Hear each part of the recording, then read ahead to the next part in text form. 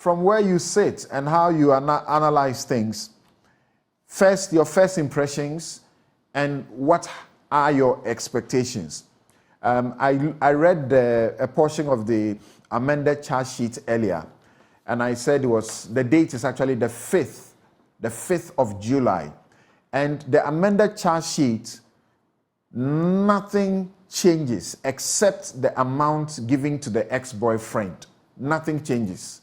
So the contents remain almost the same, except the boyfriend's figure that has changed. Yes, Dr. Acheampong. Samson, good morning. Again, pleasure to be here. You know, the first thing that came to me when I saw this news yesterday, I just shouted and I said, hey, is she running a savings and loans company in her house? Because, I mean, it's not a small amount of money. $1 million, assuming it was even $100 bills, normally would fit into the suitcase, like a small suitcase that people tend to travel with. Again, $1 million, just for the purposes of our listeners. Today, the exchange rate is like 11.5, right? So that's 11 million Ghana cedis, or 11.5 million Ghana cedis.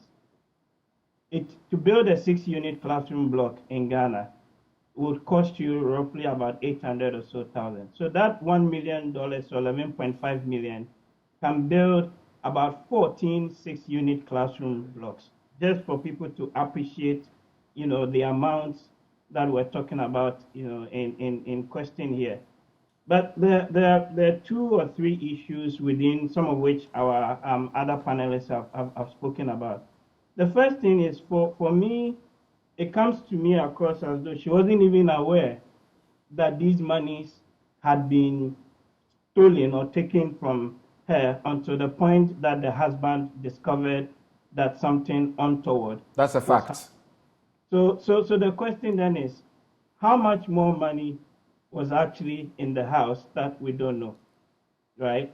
And number 2, by the time you become a minister, or at the time you're becoming a minister, you declare your assets, you declare your liabilities, we know all of that.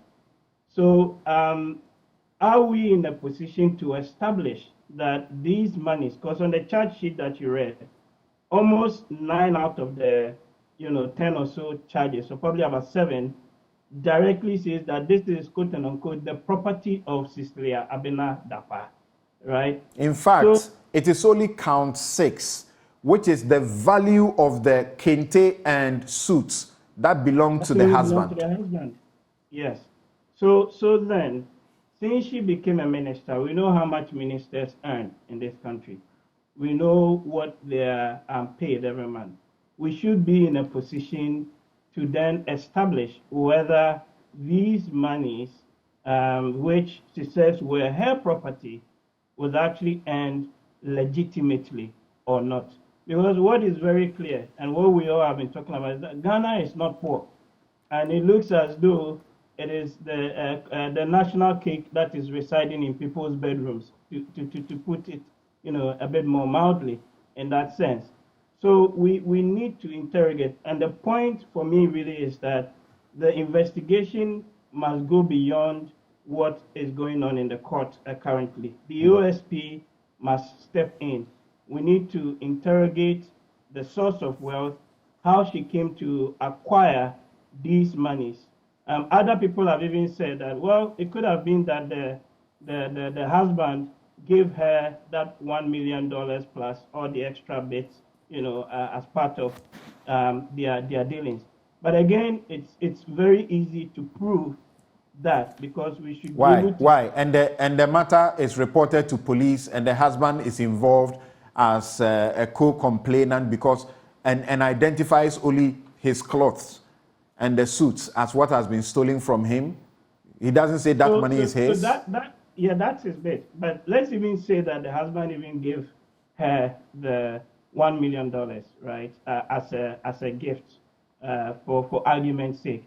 It should be possible to prove that indeed that was a gift and the source of that money came indeed from the husband. This would all have to be established through some investigation beyond the current processes that are ongoing. That's why I think the OSP must step in, and we need to interrogate it. Because, you know, however we slice and dice it, this is a major, major scandal, and goes, you know, to put the government and the so-called fight against corruption and other things in a very bad light, because we're just here analyzing these issues, and for a minister to have had that amount of money. And this is the same government or regime that has been talking about, don't keep your dollars, take your money, come and put it in the banking setup or in the banking system, and let's all be. I understand that no bank branch in Ghana will keep this amount of money, that's just the dollars, overnight in their vault. They are not allowed. So they will keep some, the rest may go to the central bank as part of their reconciliations, right? So her bedroom is obviously bigger than a bank branch. Exactly, but the big point really is, if you are the government and you're telling us that we should be patriotic, we should bring our dollars, put it in the banking setup, and, you know, all do our bit to help this ailing economy, then on what basis then do we then find this huge amount of money, or more or less stashed in one person's bedroom? And remember, this is only the amount that is reported to have been stolen. We don't even know, you know, the quantum in a sense.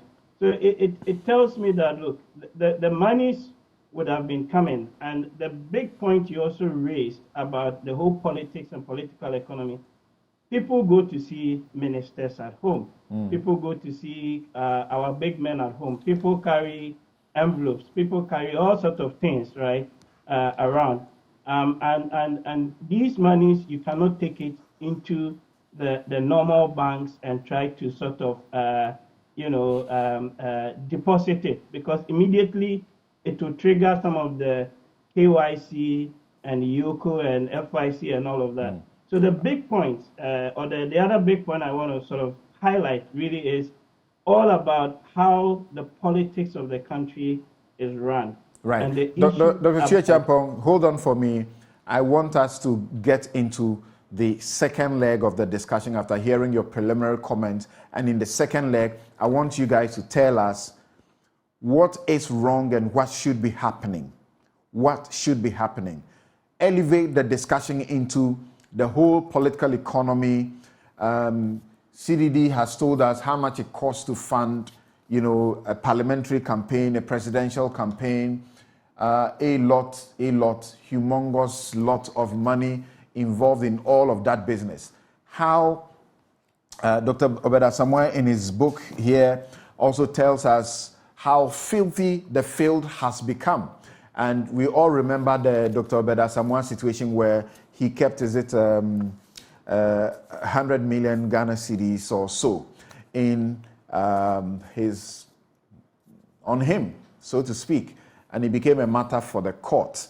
And the court said, if you say a political party is a private entity, you are wrong. It's a public entity, so you can be prosecuted just as the same way it can happen. Right.